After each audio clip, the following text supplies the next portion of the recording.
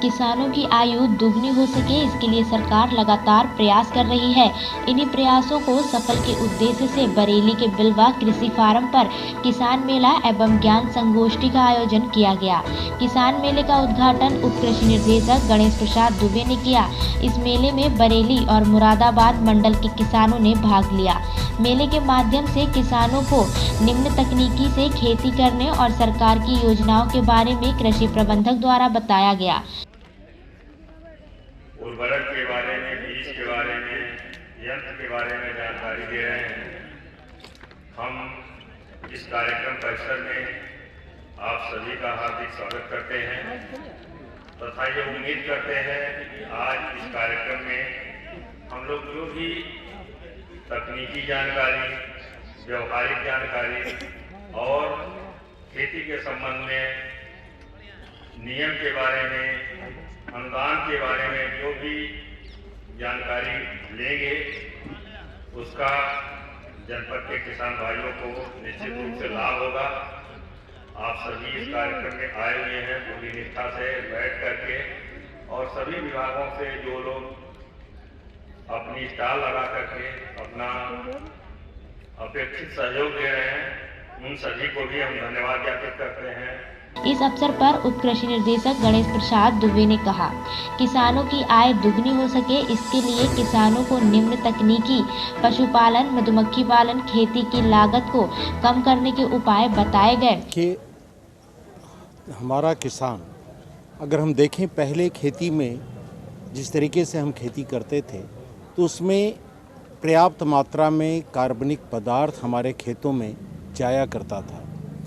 जब परिवर्तन थोड़ा सा हुआ, खेती का मैकेनाइजेशन हुआ, तो मैकेनाइजेशन के कारण हम थोड़ा सा दूर हटे और जो हमारे गोवंश थे वो कम हो गए और जिसकी वजह से जो पर्याप्त मात्रा में खाद खेतों तक पहुंचती थी, ख़ास तौर से ऑर्गेनिक कार्बन, वो खेतों में कम होने लगा और आज खेतों में ऑर्गेनिक कार्बन की मात्रा क्रिटिकल हो गई है।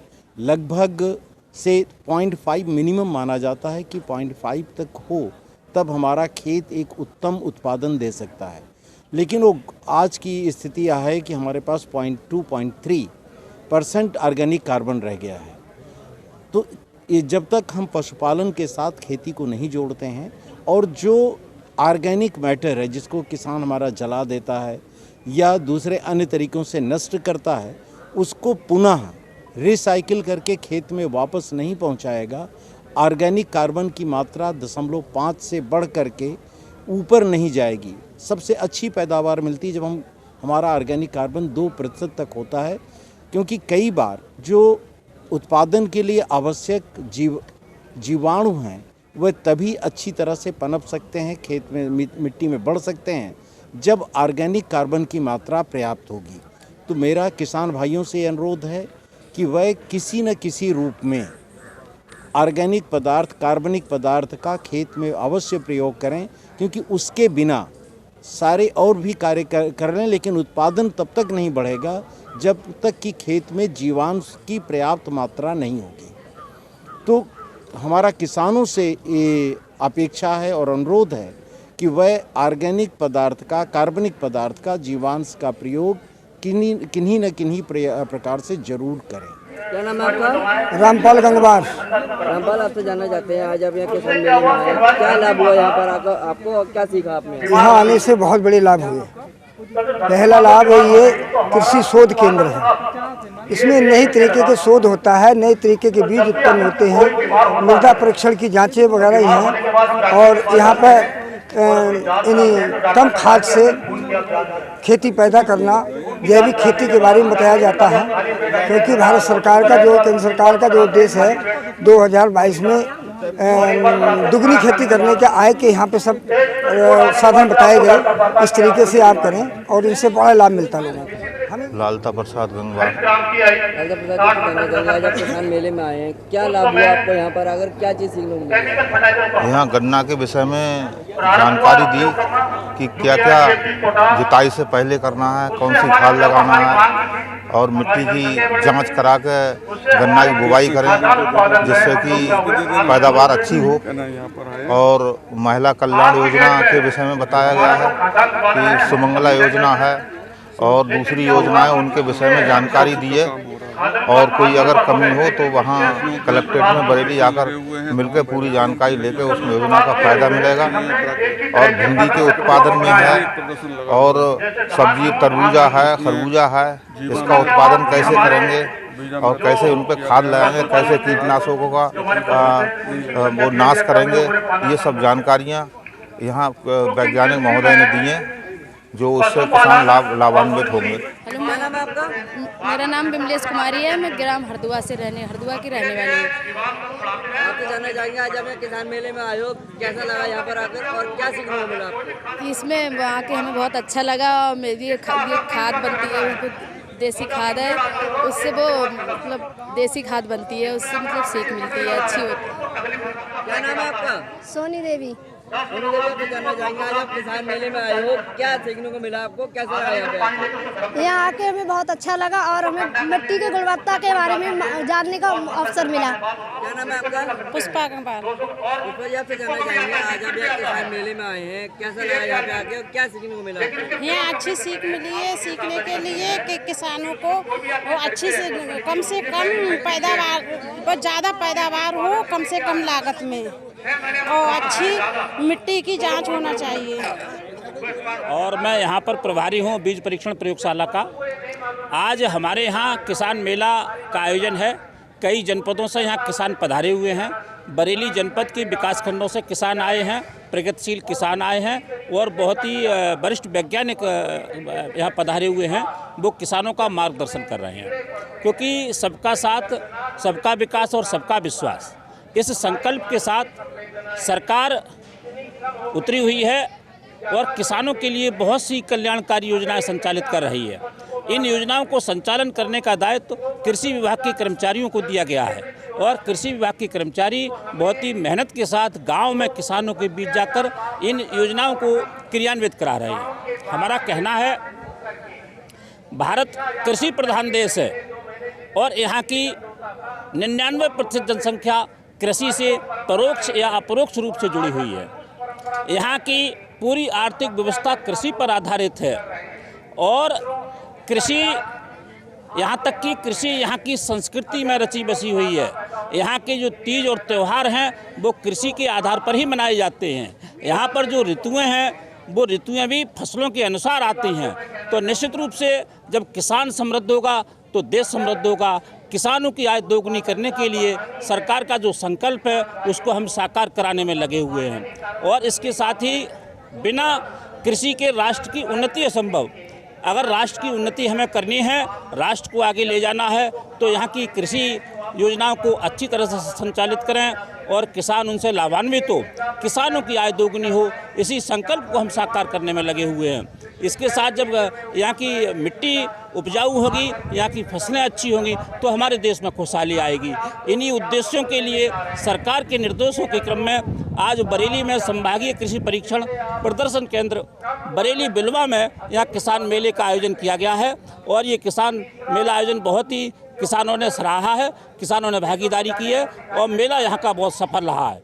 आप देखिए, ये उत्तर प्रदेश सरकार की किसान भाइयों के लिए सबसे महत्वाकांक्षी योजना कि किसान की आय को हमको दूना करना है, लागत में कमी लाना है, उन्नत तकनीकी का प्रयोग करना है, किसान भाइयों को कम से कम श्रम और कम से कम पूंजी में उनके जीवन स्तर को सुधारना है।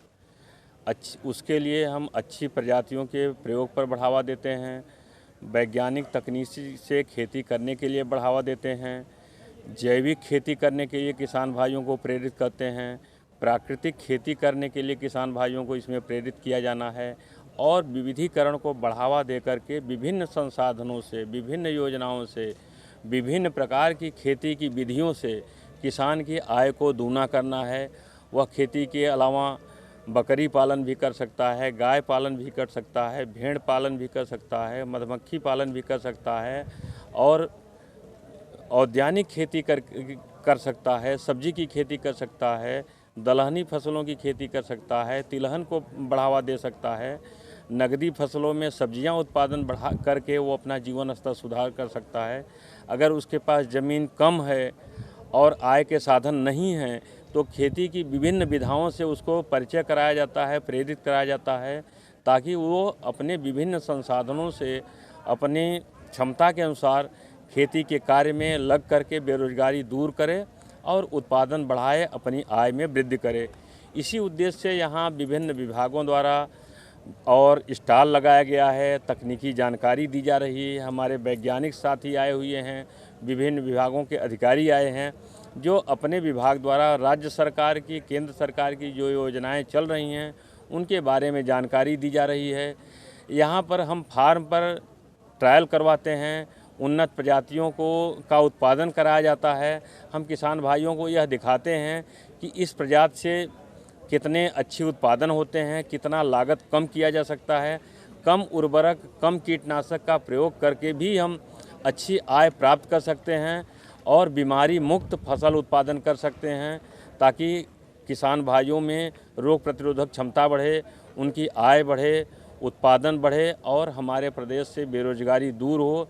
इसी के लिए किसान भाइयों को जिनके पास खेती के लिए पूंजी का अभाव है, हम उनको किसान क्रेडिट कार्ड लेने के लिए प्रेरित करते हैं, उनको फसल बीमा कराने के लिए प्रेरित करते हैं और किसान भाइयों को कृषि विभाग की जितनी योजनाएं हैं, प्रधानमंत्री कृषि सिंचाई योजना, किसान समृद्धि योजना, हर एक योजनाओं के बारे में किसान भाइयों को बताया जाता है, ताकि वो जानकारी ले करके उसका प्रयोग करके और योजनाओं से लाभान्वित हो करके अपना जीवन स्तर ऊंचा उठा सकते हैं, परिवार को आगे बढ़ा सकते हैं और राष्ट्र के विकास में अपना महत्वपूर्ण योगदान दे सकते हैं। इसी उद्देश्य से आज हम लोगों ने यहाँ मेले का आयोजन किया है और मेले की सफलता के लिए सभी विभागों के अधिकारी आए हुए हैं और किसान भाइयों को हर प्रकार की जानकारी, उनका फील्ड पर ट्रायल और उनका प्रदर्शन भी करा करके दिखाया जा रहा है, ताकि उनमें विश्वास पैदा हो और योजनाओं के प्रति किसान भाइयों को जानकारी दी जा सके। गुलाबबाड़ी शमशान भूमि ट्रस्ट समिति के पदाधिकारी द्वारा आज दिनांक 5 मार्च 2021 को वरिष्ठ पुलिस अधीक्षक कार्यालय में शिकायत सौंपी गई। दिनांक 3 मार्च 2021 को गुलाबबाड़ी शमशान भूमि में पुजारी के कच्चे मकान झोपड़ी में कुछ चिन्हित असामाजिक तत्व द्वारा आग लगा दी गई थी, जिसमें पुजारी का सारा सामान जलकर नष्ट हो गया। इसके अलावा शराब पीना, जुआ खेलना आदि गैरकानूनी कार्य को अंजाम भी दिया जाता है। गुलाबबाड़ी शमशान भूमि ट्रस्ट के समस्त पदाधिकारी श्री गिरीश चंद्र सिन्हा, श्री दीपक सिन्हा, श्री छंगामल मौर्य, पूर्व उपसभापति तोताराम गुप्ता, श्री दिनेश दद्दा आदि मौजूद रहे। क्या मामला के ऑफिस आए, क्या है पूरा मामला? मामला ये है कि गुलाबबाड़ी शमशान भूमि की हम सारे लोग पदाधिकारी हैं, हम लोग सब व्यवस्था देखते हैं। चूँकि वो समाज के हित का काम है, ऐसे कार्य को हर व्यक्ति नहीं कर पाता है। हम बड़े जतन से उसको कर रहे हैं। वहाँ जो कारिंदे हैं वो भी बड़ी आसानी से नहीं मिलते हैं, जैसे तैसे उनको जुटाए हुए हैं। वहाँ असामाजिक तत्व आते हैं जो वहाँ शराब पीते हैं, बदतमीजियाँ करते हैं और कल पिछली रात में एक हमारे साधु की झोपड़ी भी जला दी, जिससे साधु चूँकि वो बाहर निकले हुए थे, काश वो होते तो वो भी जिंदा जल जाते। तो ऐसे असामाजिक तत्वों के खिलाफ कई बार लिखने के बाद, पुलिस से कहने के बाद, एसएसपी को चिट्ठी देने के बाद भी उस पर कोई कार्रवाई नहीं हुई। कितना टाइम हो चुका है शिकायत को जहाँ से आपकी कार्रवाई नहीं हो पा रही? करीब 6 महीने हो गए, लेकिन उन असामाजिक तत्वों पर रोक नहीं लगी। और वो हुआ ये कि आज तक जब वो नहीं हुई कोई व्यवस्था पुलिस की खास, तो उन्होंने ये हादसा कर दिया। ये जो झोपड़ी जल गई है साधु की, तो इस तरह की अब कोई और दूसरी घटना ना घट जाए, तो हम आप सबके माध्यम से स्टॉक भी रहता है। हाँ, सारी चीज़ें वहाँ रहती हैं, सारा स्टॉक रहता है। वहाँ पिछले दिनों चंदन के पेड़ भी थे, उन्हें काट के भी लोग ले गए। तो मैं महामंत्री की हैसियत से ये पुलिस प्रशासन से मांग करता हूँ कि चूँकि समाज हित का काम है, मात्र 3 ही शमशान है बरेली में, उनकी व्यवस्था के और उनका गंभीरता से ध्यान होना चाहिए। जो 6 महीने हो चुके हैं इस मामले में, अब तो कोई कार्रवाई नहीं हुई। आज एसएसपी साहब से मिलना है, यहाँ से भी अगर कोई कार्रवाई नहीं होगा, आपका अगला कदम क्या होगा? अगले फिर और इनसे भी बड़े अधिकारियों से मिलेंगे और ज़रूरत पड़ी तो 2-2 हाथ सड़कों पे भी करेंगे, क्योंकि समाज का काम है, हमारे घर का काम नहीं है, किसी व्यक्ति विशेष का काम नहीं है।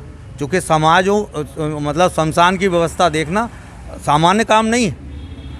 हमारे केयर टेकर साहब हैं, आप इनसे भी ज़रा थोड़ा सा जानकारी लें।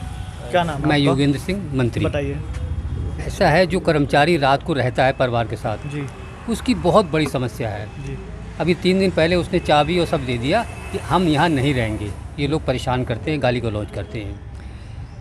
ऐसी जगह पर किसी भी व्यक्ति को रखना रात के लिए बड़ा कठिन है। जो मिला हुआ है अगर वो चला जाएगा तो शमशान भूमि की जो व्यवस्था है कौन सी जगह पर? कौन सा? गुलाबबाड़ी शमशान भूमि ट्रस्ट, जो एक रजिस्टर्ड संस्था है और कम से कम कुछ नहीं 50 साल से चली आ रही है, जिसकी हम लोग देखभाल करते हैं। मैं कई बार शिकायत भी कर चुका हूँ। कभी कभी पुलिस आ भी जाती है लेकिन वो चली जाती है, उसको कोई मतलब नहीं। थाना बारदरी है। चौकी जो है वो रोहेलखंड कहलाती है जी। हम लोग यही चाहते हैं कि वहाँ स्थायी रूप से कोई ऐसी समस्या हो कि वो समय समय पर देखते रहें नियमित रूप से, जैसे और जगह गश्त होती है। तो ये भविष्य के लिए एक ऐसी जगह है जो सबको वहाँ पर सुविधा मिले। बरेली विकास प्राधिकरण क्षेत्र के अंतर्गत सैदपुर हांकिस नर्सरी रोड पर श्री अनिल अग्रवाल एवं श्री मनोज शुक्ला द्वारा लगभग 10 बीघा क्षेत्रफल में बिना विकास प्राधिकरण की अनुमति के अवैध कॉलोनी का निर्माण विकास कार्य कराया जा रहा था, जिसके विरुद्ध उत्तर प्रदेश नगर योजना एवं विकास अधिनियम की 1973 की सुसंगत धाराओं के अंतर्गत कार्यवाही करते हुए प्राधिकरण के अधीक्षण अभियंता श्री राजीव दीक्षित, सहायक अभियंता श्री अनिल कुमार, श्री प्रेमचंद्र आर्या एवं प्राधिकरण स्टाफ आदि के सहयोग से आज दिनांक 5/3/2021 को उक्त अवैध कॉलोनी ध्वस्त की गई। आज दिनांक 5 मार्च 2021 को नैनीताल मार्ग स्थित सरस्वती शिशु मंदिर में विद्या भारती ब्रज की प्रांत बैठक का आयोजन किया गया, जिसमें विद्या भारती के प्रदेश संगठन मंत्री श्री हरिशंकर जी ने राहुल गांधी के बयान की निंदा करते हुए कहा कि राहुल गांधी देश की एकात्मकता के लिए खतरा है। वह देश को तोड़ने की राजनीति कर रहे हैं, जोड़ने की नहीं। वेद प्रकाश, अध्यक्ष भारतीय शिक्षा समिति ब्रज प्रदेश। अभी राहुल गांधी की एक टिप्पणी मैंने पढ़ी और उन्होंने जो कुछ भी कहा वो पूर्वाग्रह से ग्रसित हैं। उन्होंने ना तो संघ को जाना, ना ही विद्या भारती को जाना। विद्या भारती से और मदरसों की तुलना करना ये काफ़ी निंदनीय है और उसकी हम भरसक निंदा करते हैं।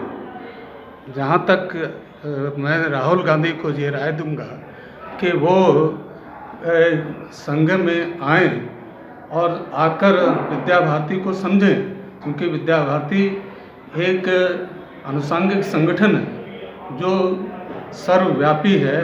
बैठक में बोलते हुए पूर्व छात्र हरीश यदुवंशी जी ने कहा, विद्या भारती अखिल भारतीय शिक्षण संस्थान का पूर्व छात्र हूँ। मैंने विद्या भारती के स्कूलों में कक्षा NC से लेकर कक्षा 9th तक की पढ़ाई की है, लेकिन अभी जो मैंने 2-3 दिन पहले राहुल गांधी जी ने एक वक्तव्य दिया कि विद्या भारती के स्कूल जैसे कि पाकिस्तान में मदरसे हैं, ऐसे वहाँ पर शिक्षा दी जाती है। मैं राहुल गांधी जी से पूछना चाहता हूँ कि आखिर आपने कौन से विद्यालय में ऐसी शिक्षा देखी कि जो पाकिस्तान में अपना जो मदरसा होता है वो लोग आतंकवादी भी फैलाते हैं, लेकिन विद्या भारती का एक सिंगल नाम मुझे पूरे विश्व में अगर राहुल गांधी जी बता दें तो मैं उनको चैलेंज करता हूँ इस बात की। विद्या भारती के बालक शुरू से ही भारत माता की जय और वंदे मातरम बोलते हैं, और जो व्यक्ति बचपन से ही कहा जाता है कि बालक जैसा होता है वैसा ही बनता है, और जो बालक बचपन से अपनी भारत माता की जय और वंदे मातरम बोल रहा है वह राष्ट्रद्रोह का काम करना तो दूर उसके बारे में सोच नहीं सकता। सरकार से क्या मांग करते हैं आप? हम सरकार से यही मांग करते हैं कि राहुल गांधी जी को इस पर सार्वजनिक रूप से माफ़ी मांगनी चाहिए। दूसरी चीज़, भारत सरकार को भी इस पर एक्शन लेना चाहिए कि एक राष्ट्रवादी संस्थान पे अगर आरोप लगाए जाएंगे तो ऐसे राष्ट्रवादी संस्थानों पर व्यक्ति कैसे कार्य कर पाएगा। जो व्यक्ति वहाँ के आचार्य, वहाँ के प्रधानाचार्य, वहाँ के किसका शिक्षण में अपना तन मन धन देकर वहाँ पर जो आचार्य होता है वह राष्ट्र की सेवा के लिए जाता है। आज विद्या भारती ने सुदूर क्षेत्रों में जहां पर शिक्षा का क्या एजुकेशन कांग्रेस सरकार कभी नहीं पहुंचा पाई, लेकिन विद्या भारती ने एकल विद्यालय के माध्यम से अपने स्कूल खोल के वहां पे आज उस गांव में इनमें पढ़ाने का काम कर रहे हैं। वहां का आचार्य केवल अपना नॉर्मली एक थोड़ा सा रुपया लेकर राष्ट्रवाद वहां पढ़ाता है। गांव के दबंगों ने पीड़ित परिवार पर किया जानलेवा हमला, बाल बाल बची जान। फरीदपुर फतेहगंज पूर्वी थाना क्षेत्र के ग्राम कादरगंज गौटिया में आज दिनांक 5 मार्च 2021 को दयाराम से पुरानी रंजिश के चलते उसी के गांव में रहने वाले अनिल पुत्र श्याम सिंह, वीरपाल, वीरेश और श्याम सिंह पिता पुत्रों सहित दयाराम को अवैध असलाहों से सुबह को जब वह शौच के लिए निकला तो उसे मारने के लिए निकले और वहां पहुंचते ही दबंगों ने फायर किया। वह अपनी जान बचाकर वहां से घर पहुंचे तो दबंगों ने पुनीति और उसके पति दयाराम पर फायर किए, जो कि बीच बचाव में पुनीति के पैर को गोली छूकर निकल गई। 3 माह पूर्व भी गांव में इन्हीं लोगों से लड़ाई झगड़ा हुआ था, तो उस समय भी यह मामला पुलिस के संज्ञान में आया था, लेकिन अभी तक पुलिस ने इस मामले पर कोई कार्यवाही करना उचित नहीं समझा। लैट्रिन करने मेरे पति गए तो जिनने पति गोली मारने को लगी, पति का नाम हमने बंद कर दे भीतर अंदर, तो हम खड़े थे, जिनने छिपके गोली हमारे मारी सामने। पति क्या नाम है? पति का नाम दयाराम। रहने वाले कहाँ के आप? कादरगंज गौटिया। तो कितने लोग थे जो आप पे हमला किया? जी 4 लोग, अनिल, वीरपाल, वीरेश और श्याम सिंह। 4 नया तमंचा, उसके पिताजी का फरसा हो और 3 लोगों का तमंचा। चारों पर हथियार थे? हाँ। अच्छा, तो इसकी सूचना आपने पुलिस को दी? पुलिस को दी, पुलिस सुनती नहीं है। ये कब का मामला है? जो सुबह 7 बजे को। मतलब कितने दिन हो गए? जहाँ मामला को 3 महीना। 3 महीने हो गए? हाँ, मैं देवर चांद फाते तो भी पुलिस ने नहीं सुनी, हाथ तोड़ दिया देवरा ने तो नहीं सुनी। अच्छा। और मेरे गोली मार दी आज। तो 3 महीने इससे पहले दूसरे आईएसओ साहब थे? हाँ। अच्छा, तो अब आज थाने में आप आई हैं? हाँ। तो ये जो अब नए आईएसओ साहब आए हैं, हाँ, इन्होंने क्या आश्वासन दिया आपको? नए साहब मिले ही ना, जित पुराने दरोगा जी मिले। नहीं, आईएसओ साहब नहीं मिले आज? नहीं। अच्छा, पता नहीं, हमें तो मिले ना, मतलब ना कौन सी हो साहब। तो थाने से क्या आश्वासन मिला आपको? क्या चाहती हैं आप? संतना थाने कहा कि गोली नहीं लगी है। गोली नहीं लगी है? हाँ। तो आप क्या चाहते हैं? आप चाहते मुकदमा दर्ज कर दे, कि जेल कराई दो, कतई मुकदमा कर दो। अब सब आ रहा है पर मेरे घर में।